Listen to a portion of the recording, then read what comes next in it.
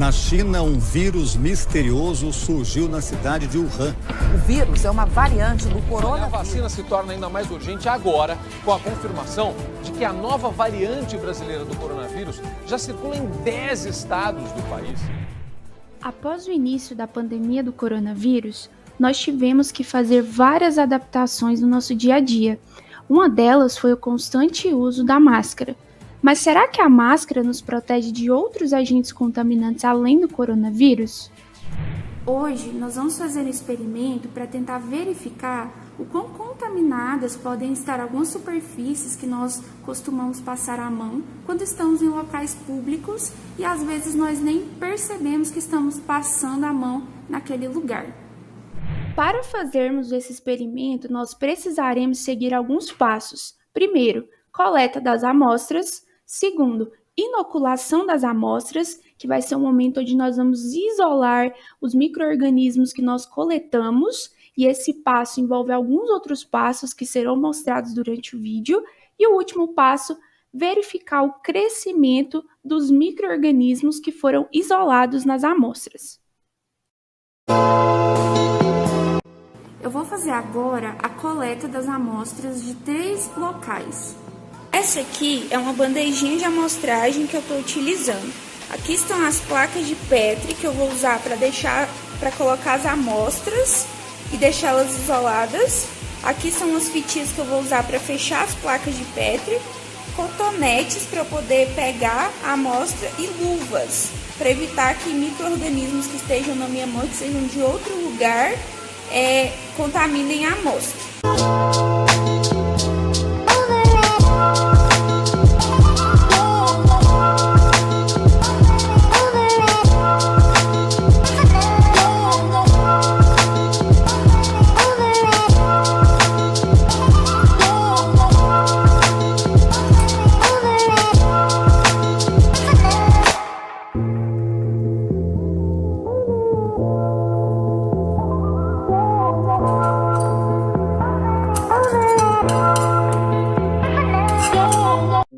Para a gente poder verificar o crescimento de um micro-organismo, nós precisamos fazer um meio de cultura.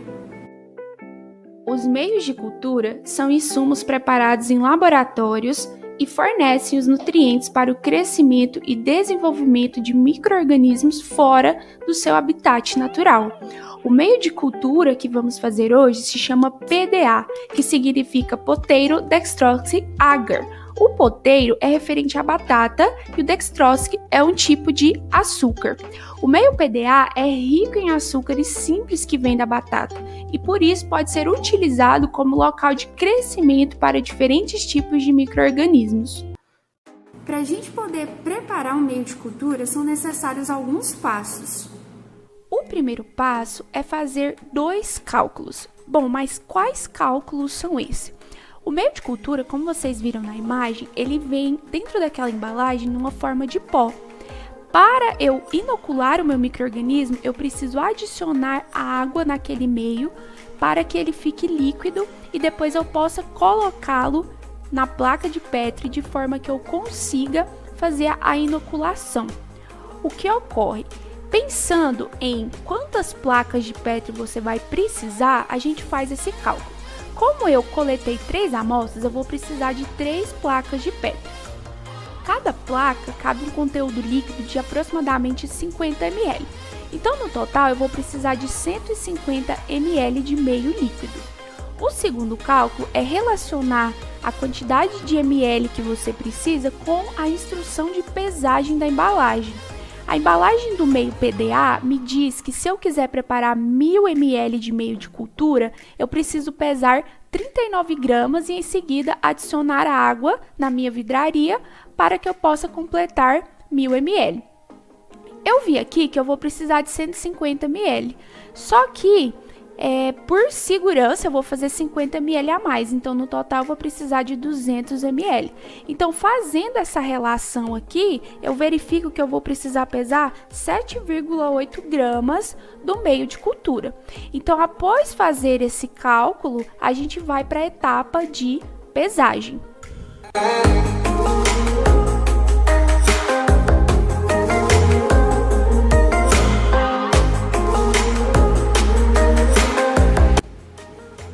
Essa daqui é uma autoclave de 21 litros. Através da pressão e do vapor, ela vai esterilizar tudo que eu colocar aqui dentro.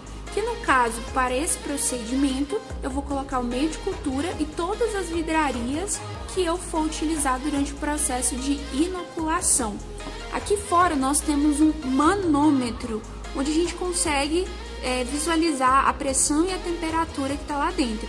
De maneira geral, a gente usa um ciclo de 30 minutos a 120 graus para esterilizar o meio de cultura. Depois da esterilização, tudo que sai da autoclave a gente vai colocar direto nesse equipamento. Esse equipamento se chama capela de fluxo laminar. Ela faz o ar circular e criar uma área de trabalho estéril para garantir a proteção das amostras que a gente está trabalhando, para impedir que outros micro-organismos que estejam presentes aqui no local contaminem as amostras e eu acabe cultivando micro-organismos que não são do meu interesse.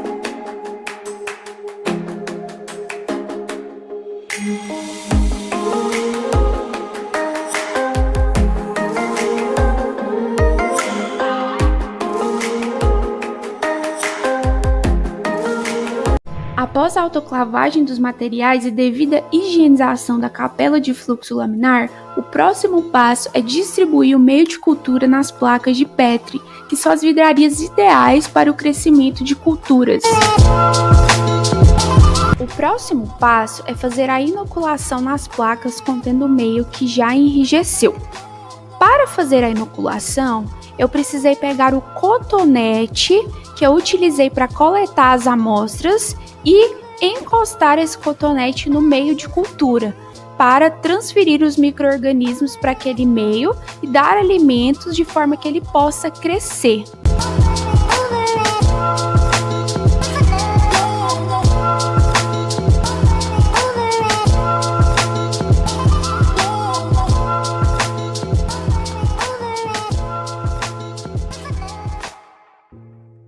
Após inoculadas as amostras, é necessário fechar a placa e após esse procedimento é só aguardarmos o crescimento das culturas.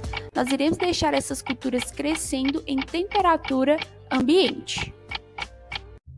Pessoal, hoje, 5 dias depois, eu voltei aqui no laboratório para verificar o crescimento das amostras. E vocês? Qual amostra vocês acham que estava mais contaminada? Se você disse corrimão, acertou. Perceba que das 3 amostras, a que mais teve o crescimento de culturas diferentes foi a do corrimão. Em segundo lugar, a da torneira do banheiro e em terceiro lugar, a do elevador. Nessa imagem, nós temos as amostras e como elas estavam 10 dias depois da inoculação. Observem que as culturas cresceram muito mais, porque elas passaram mais tempo se alimentando. Então, elas estão maiores quando comparadas com as amostras de 5 dias. Pessoal, voltando à pergunta inicial do vídeo, será que a máscara nos protege de outros agentes contaminantes além do coronavírus? Pelos nossos resultados, a resposta é sim. Nós podemos verificar que vários outros tipos de micro-organismos estão presentes nas mais variadas superfícies. E vale lembrar que não é somente utilizar a máscara. Outras medidas como lavar as mãos com água e sabão, utilizar álcool em gel e manter o distanciamento são medidas extremamente necessárias para evitarmos a contaminação do vírus.